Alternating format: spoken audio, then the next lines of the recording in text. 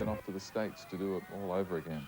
But talking about the movie, as we're about to, it won't win too many Academy Awards. You won't see the words Spice Girls and Oscar in the same sentence, I don't think. But it must be said that for fans and for anyone that's just slightly curious, you will have a fun time, as I'm sure the girls did themselves when they're making the thing. It's definitely not meant to be a serious film, this, which is just as well, because it's not.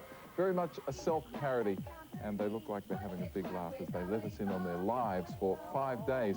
But who better to talk about the movie than the Spice Girls themselves? Even if you've never heard of the Spice Girls, I think you will enjoy it because it's very entertaining and it feels good while we're making it, so if that means anything. But I think it'll be good.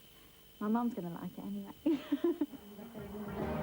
It's always the same. I never know what to wear. Yeah, it must be really hard for you, Victoria. You know, trying to decide whether to wear the little Gucci dress, or the little Gucci dress.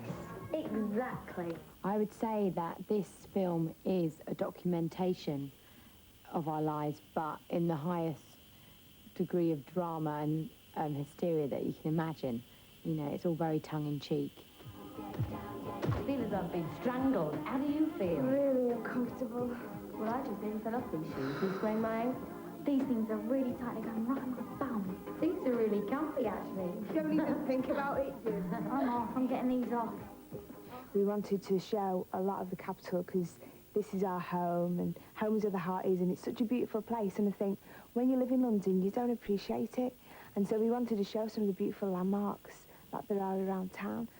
Now the Spice Bus is racing across London through Trafalgar Square. Pigeons are flying up, guys are diving into fountains. And as it zooms down the mall past Buckingham Palace, Prince William is there. He's looking out through a curtain. He turns to the Queen, man, and says, "Oi, Granny, look, it's the Spice Girls. They're on telly in a minute." And the Queen says, "Oh, you're right. Isn't that the posh one driving?" Look, there's the Queen. Hi, William. Hi, Charlie.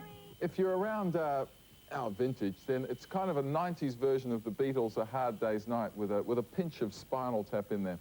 And watch out for the very talented Richard E. Grant as playing the girls' manager, and in my opinion and many others, he kind of goes close to stealing the movie, if that's possible. Barry Humphries plays an evil newspaper editor terrifically. Roger Moore doing a kind of a James Bond thing, as you do. And Meat Loaf as their trusty bus driver. Look, it's all pretty good fun, and when you're making that much money as the Spice Girls are, who cares? They're having a laugh, and Spiceworld is rated G. It's out now.